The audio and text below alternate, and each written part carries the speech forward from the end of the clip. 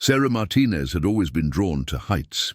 Maybe it was the clarity that came with distance, or perhaps the way problems seemed smaller when viewed from above. On this suffocating August evening in 2019, she found herself climbing the rusted fire escape of the Riverside Hotel, a decrepit establishment that had seen better decades.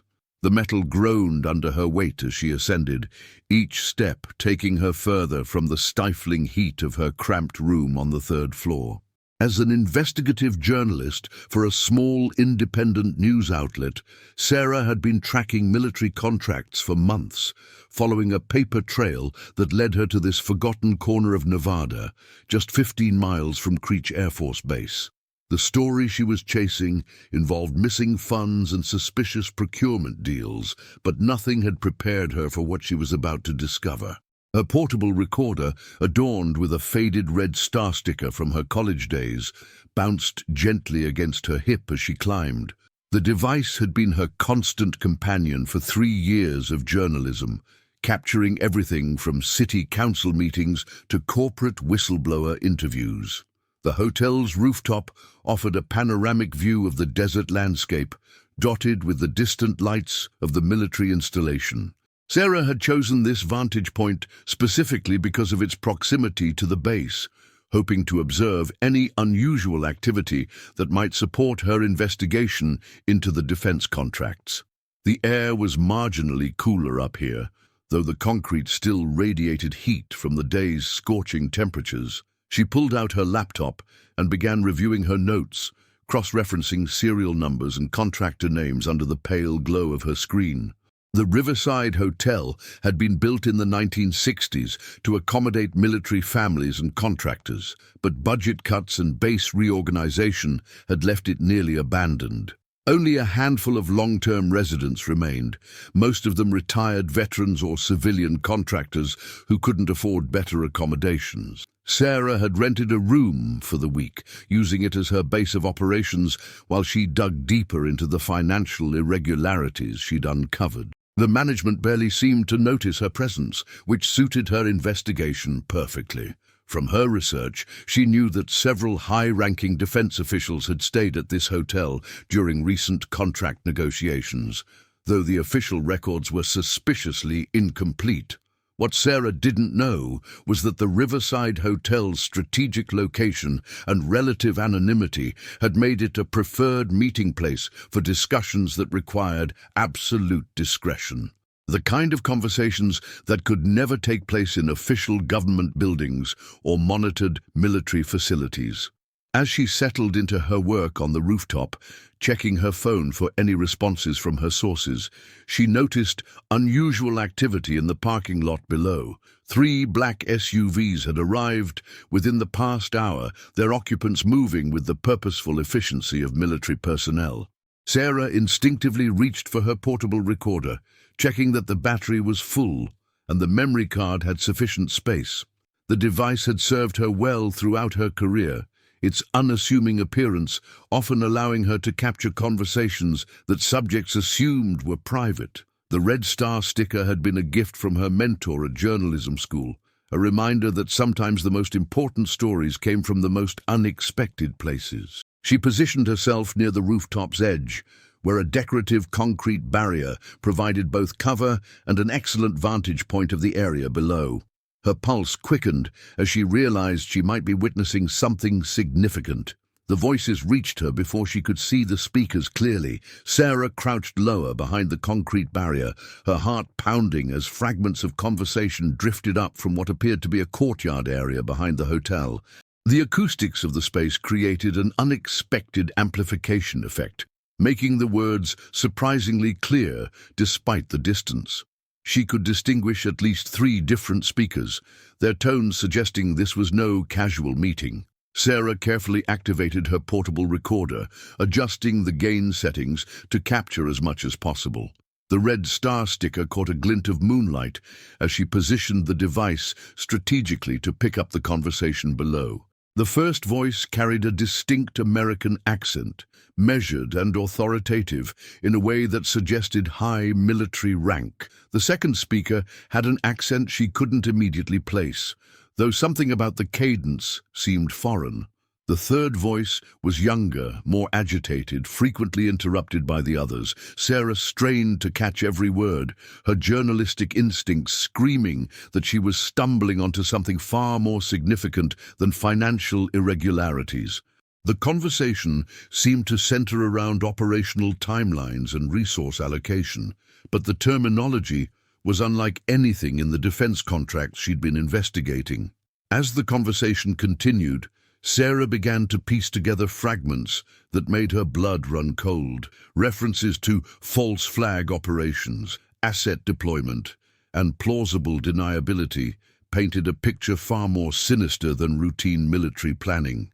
The American voice spoke about congressional oversight as an obstacle to be circumvented, while the foreign speaker detailed coordination with international contacts.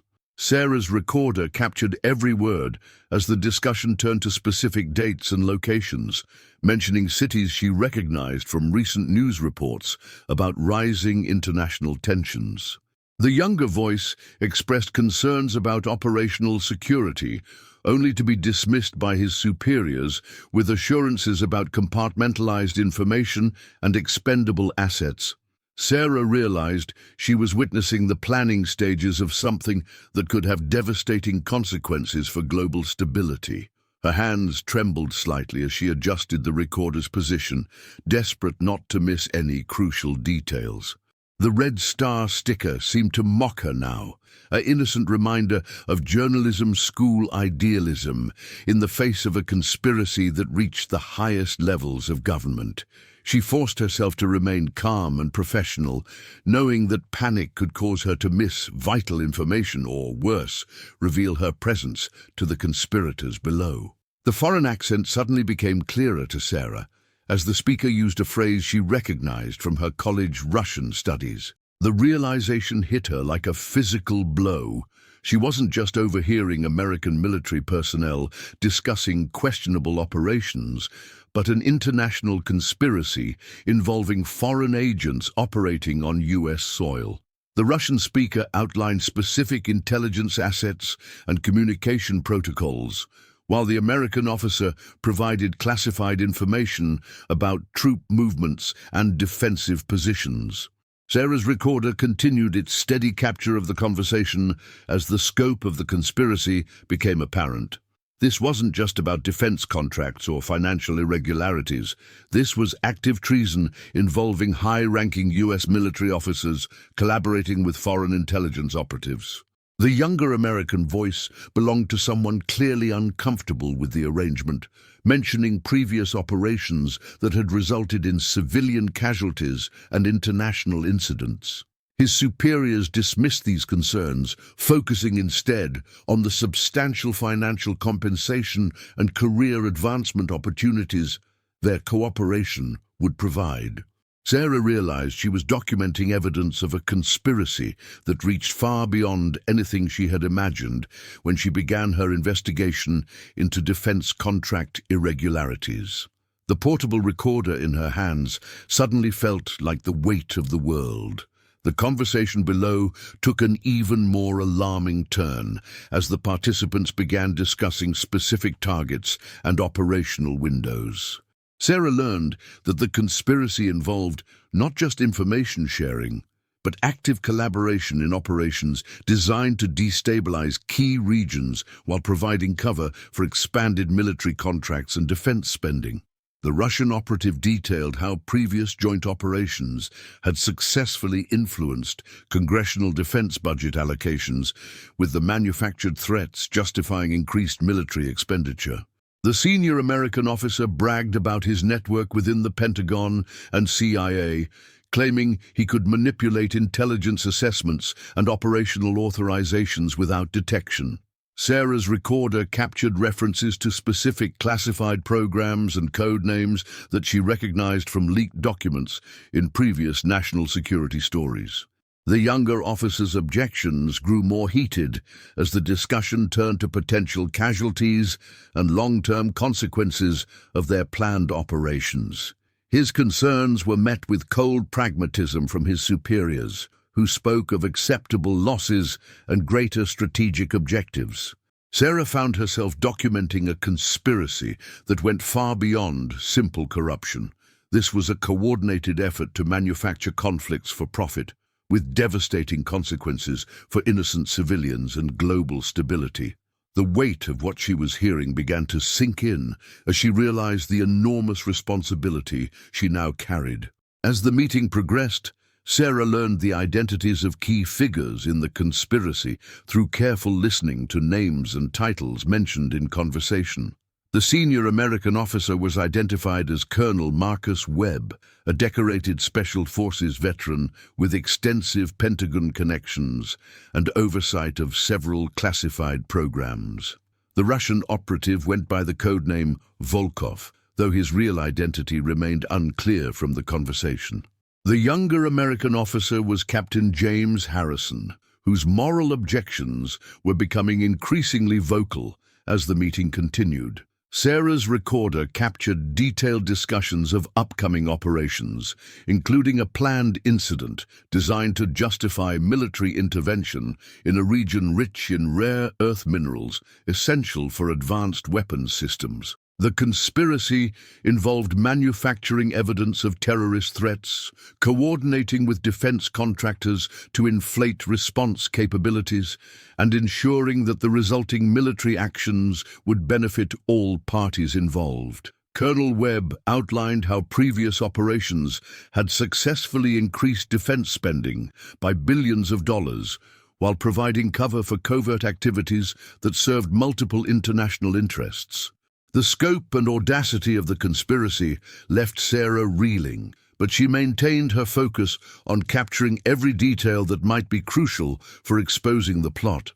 Her portable recorder had become the repository for evidence that could prevent a manufactured war and expose decades of coordinated deception. The climactic moment came when Captain Harrison finally refused to participate further in the conspiracy, threatening to expose the operation to congressional oversight committees and military investigators.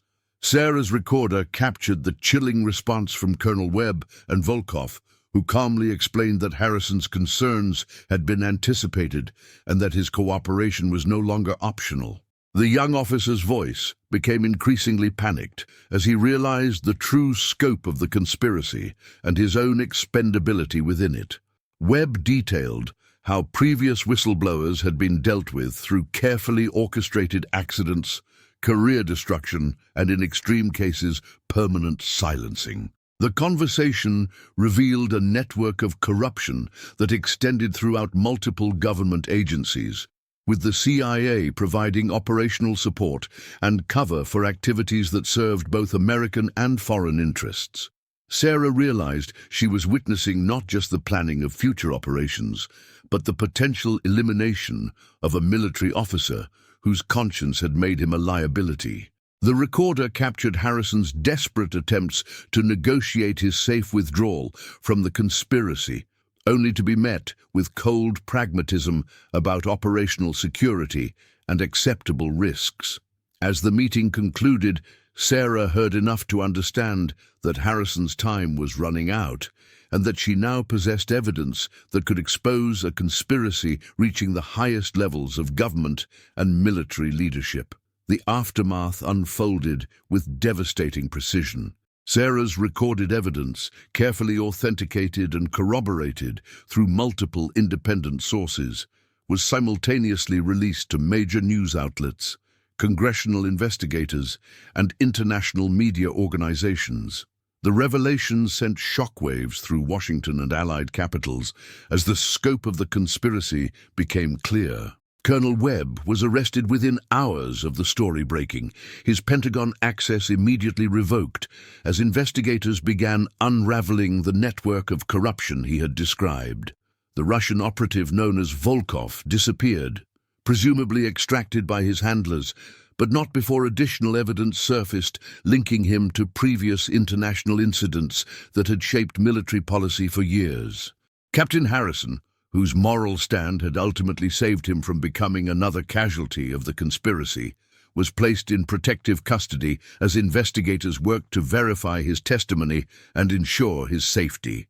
The portable recorder with its faded red star sticker became a crucial piece of evidence in subsequent trials, its simple technology having captured conversations that changed the course of international relations. Sarah's investigation had begun with questions about defense contract irregularities and had uncovered a conspiracy that threatened global stability through manufactured conflicts and coordinated deception.